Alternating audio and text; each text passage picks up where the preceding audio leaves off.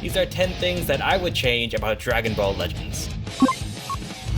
Events in this game are typically fondly remembered for their rewards, not so much their gameplay. Most events play exactly the same, and even if we do get a small, unique event, it's typically not too inspired. A perfect example is the Shenron event we get every anniversary. It sucks. But it doesn't have to. Instead of scanning QR codes that you got on Discord, it could say, have you queue up with a friend and play a short minigame where you both fly around a little dragon radar trying to find the Dragon Balls and picking up items along the way. Now, it's not the most engaging gameplay ever, but for a small event that's only available during one time of the year, I think it works well enough. And what you're seeing is an actual playable demo made by me, though do understand this would be about 100 times more complicated to actually put into the game functioning properly. But with the amount of effort they've already put in to have QR codes and augmented reality, it seems more than possible and definitely worth it. I just wish they would do more unique smaller modes, especially for big celebrations, even if it did mean more time between the big modes.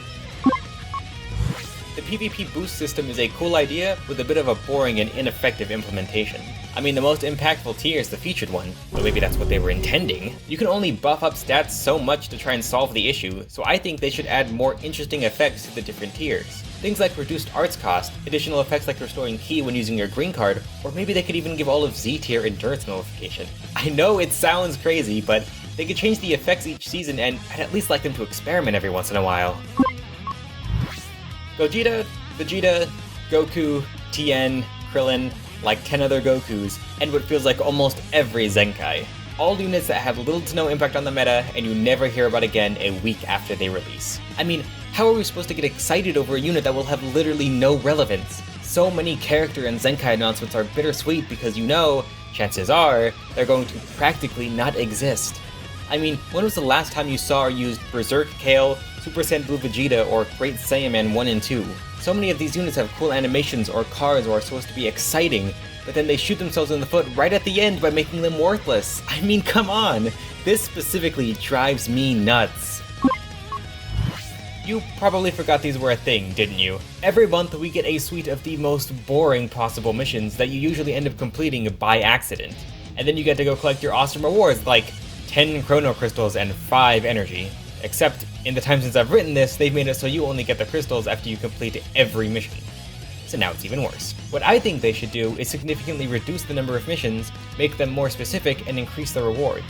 Instead of things like getting dual coins or KO 50 characters of a certain tag, it could be things like get a win in PvP using only tag minions characters, or land a legendary finish 5 times.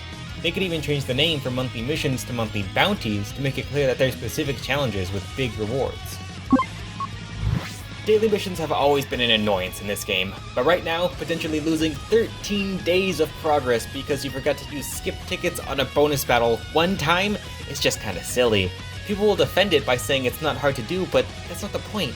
The point is it's annoying and unnecessary. Some players don't enjoy PvP, and I don't think anyone out here is playing co-op for fun anymore, and that, again, just makes these missions more tedious. Daily missions should really just be, you played the game today, good job. You use some energy and won some battles and that's it. No need to overcomplicate it. Also, they need to give you at least 1 day of leeway for your stamp rally resetting. I forgot to do my daily missions on day 13 one time and I will literally never forgive you. The Ultra Space Time Rush is a chore with really good rewards. No one really likes doing it, but we usually do it anyway. I think the most obvious solution is to add the auto battle function from the battle gauntlets to it. You can even auto-select teams for you and just keep sending them out one after the other until you've completed it. It works perfectly because it takes the boring part of the mode out while still doing what the mode was intended to do, which is rewarding players with stacked accounts who have lots of units that they can keep throwing at the enemy. Honestly, if they don't do this, then they might just be sillier than Toshi's haircuts. Oh no, Toshi, I'm sorry. Just give us anything. Just please anything. April 2020 was the last time a significant guild update has even been discussed. Please, make guilds more than just a collectathon. Make it an actual test of skill between groups of players and make the rewards better. Right now the whole feature is just completely forgotten. I could make an entire video on what I would change about the Tournament of Power, and I probably will, but this is something that would fix what I feel is a fundamental flaw. Right now, the game mode is a hardcore test of defense and endurance. It doesn't matter how much damage a unit does if they can't survive to the end of the season. There are so many characters in this game mode that have cool looking kits, but are just fundamentally unviable in Z tier due to their lack of defense or, more usually, healing. The game mode is supposed to be about team building and strategy, but with so few setups viable, you get punished for trying to experiment. Why would you run anything that isn't regen and risk moving down a tier and losing hundreds of crystals over 2 seasons? My simple fix would be to at least double the amount your team heals after each battle. It wouldn't make each individual battle easier, but it would greatly increase potential team variety. You could also make the individual battles harder to compensate, but this is a change that I feel is downright necessary. When you play co-op, or more specifically raids, you spend a lot of time just watching the Rising Rush animation. I think, for these game modes, they should just speed the game up by 2 times while that animation is playing. We know it's possible. If you have the Legends patch, you can do it yourself in solo game modes. If you grind out the raids, just think about how many minutes or even hours you've spent just waiting for your Rising Rush to be over. Toshi, please make this happen.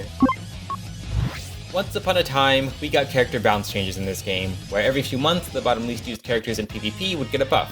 Of course, that has long since been replaced with the Zenkai system, but I think there's a realistic way for it to come back. You do what they do with everything in this game. Slap a Zenkai on top of it. Every few months you take some of the weakest Zenkais in the game and rebalance them as if they were a modern Zenkai. Honestly, I don't see any reason not to do this. It sucks when your favorite character gets an okay Zenkai, and they get to be decent for a month and then are completely forgotten again. At least this way they'll have another chance someday. Plus, what are they gonna do in a few years when you have literally hundreds of completely useless Zenkais? Seems like a no-brainer to me. And that is 10 things that I would change about Dragon Ball Legends. It took a little while as usual, but I actually have an excuse this time. I've been fostering kittens. They are adorable, but they've been taking up almost every hour of free time I have. So, not gonna make any promises as to when the next video is gonna be out, but hopefully I'll see you soon.